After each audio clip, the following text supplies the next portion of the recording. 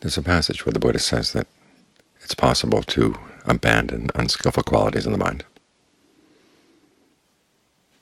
If it were not possible, he wouldn't teach it. It also is possible to develop skillful qualities in the mind. And again, if it were not possible to do that, he wouldn't teach it.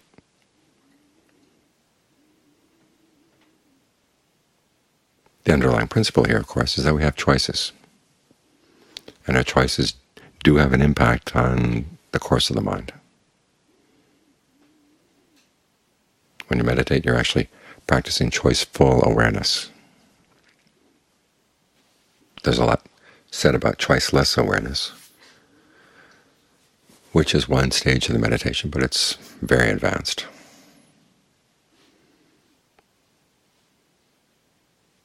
To get to the point where that's actually a useful practice, you have to make a lot of choices. So right now, choose to be with the breath. And regardless of all the other voices in the mind, stick with that choice, because you realize that's your path. The other voices are other paths.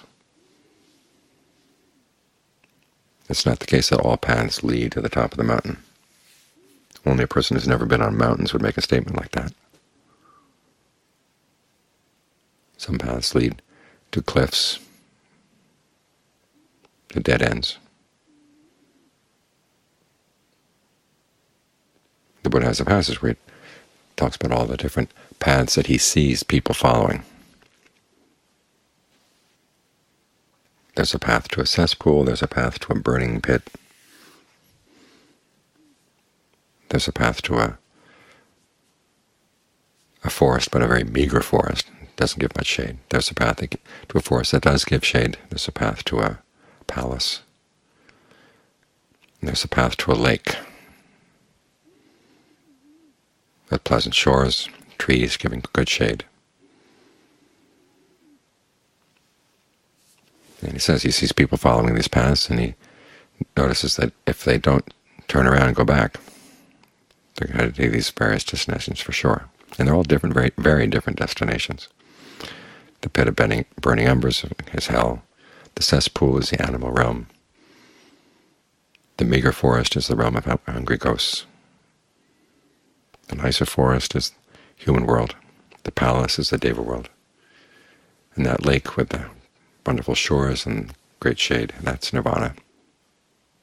So it's not the case that every path goes to the same place.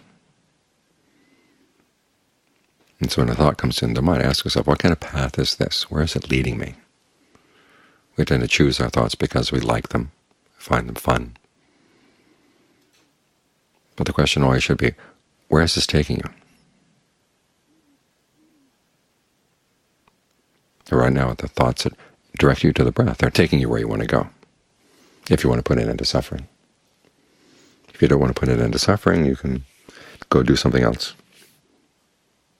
But we're here because we've seen that this is the big problem in life, the suffering that we're creating for ourselves. As the Buddha said, if you've solved this problem, you've solved all the problems of the mind.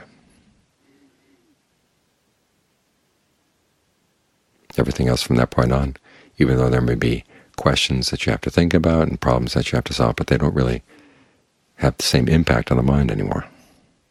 It's when you solve this problem of why is it that when we want happiness, we do things that give rise to suffering.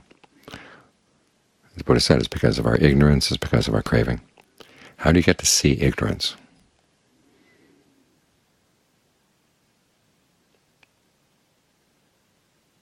Because by definition, when you're ignorant, there are things you don't know. The problem is you think you know. Ignorance is not just a big vacuum. It's filled with all kinds of misinformation.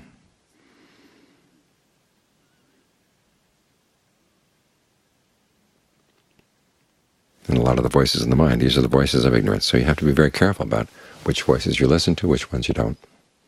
Make up your mind you're going to stay right here. Stay right here with the breath. Find a way to settle in. It starts out with mindfulness and leads to concentration. It's not the case that these are two separate practices. Mindfulness basically gets you focused on body, feelings, mind, mental qualities, all of which are the basic components of concentration. Body, of course, here is the breath. Feelings, the feeling of ease that you're trying to create with the breath, or the feelings of pain that may distract you, you have to learn how to deal with those. And the various mind states that come in. When the Buddha lists the mind states, for the most part they're listed in pairs. And with only one exception, they're all pairs of skillful and unskillful. The one exception has to do with two extremes, the extremes of too much energy or too little energy.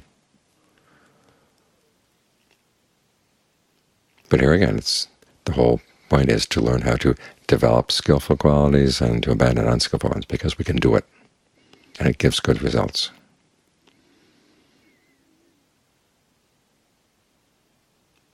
And finally, with mental qualities, these are the qualities that you have to either get past, abandon if you're going to get the mind to settle down, or the ones that you have to develop to get it to settle down.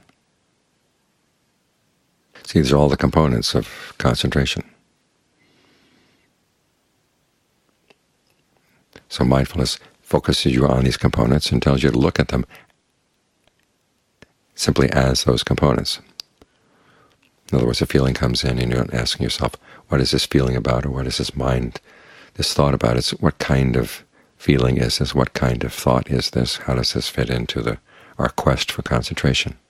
That's the framework that's given in mindfulness. And that leads us to focus on precisely the breath in and of itself, feelings in and of themselves. This is where you get concentrated. Trying to develop the mind states that will keep you here.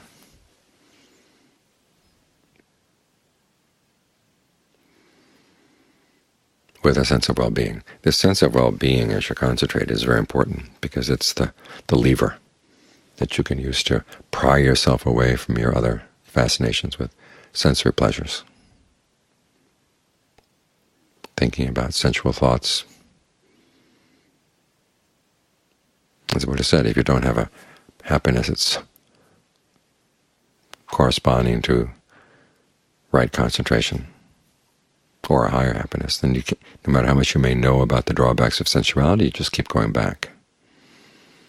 So it's important that you have a sense of well-being in the body, well-being in the mind. Whatever the topic is of your concentration that allows you to have a sense of well-being, focus there. And don't be afraid of getting attached to it. If you don't have an attachment here, you're going to go back to your old attachments.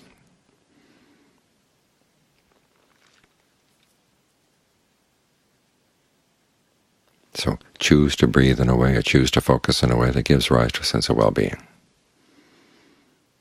Choose to maintain that well-being. Keep your thoughts thinking in the terms of right mindfulness, body, feelings, mind, mental qualities. As for the stories that would pull you away, learn to use the Buddha's teachings on time. When he talks about time, it's usually in huge time scales or in very minute time scales. Our stories are kind of middling time scales. But the huge time scales, aeons and aeons, he talks about how we've been through hundreds of thousands of aeons. And how long is an aeon? He says you take a mountain, 1 league tall, 1 league wide, 1 league deep. A league is about 16 miles,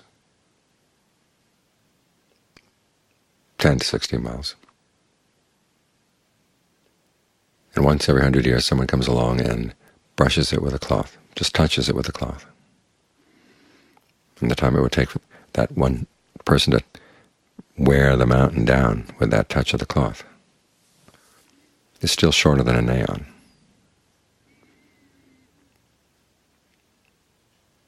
And we've been through hundreds and thousands of these aeons. When you think about it, it kind of blows your mind. And that's what it's supposed to do. It's supposed to blow apart your narratives that are eating away at your mind about who did this and who did that. Which politician is doing what to what politician? which member of your family has done something to somebody else. Those stories have middling kinds of time frames. So either think in terms of the very large time frames or in the minute ones. As the Buddha said, focus on the fact that you may only have one more breath left. What do you want to do with this breath? What's a good thing to do with this breath? Or the next one, or the next one. Because when death comes, it does come very suddenly. It doesn't come with any warning. There are no signs.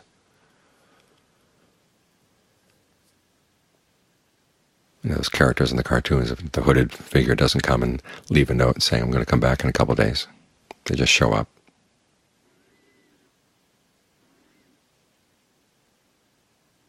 So when you think either in very small time frames or very large time frames, it helps to shadow the narratives that would otherwise pull the mind away from the breath. We've been causing ourselves suffering for huge amounts of time. And here's our opportunity right now to learn how to stop. But we don't know how much time we have to stop before we die, and then we have to go through the process of growing up again and finding the Dharma all over again. Who knows when your next chance is going to be?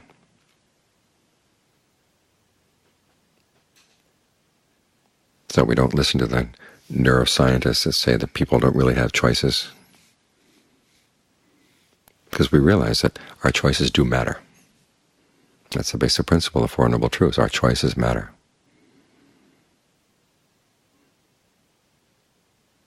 So choose well.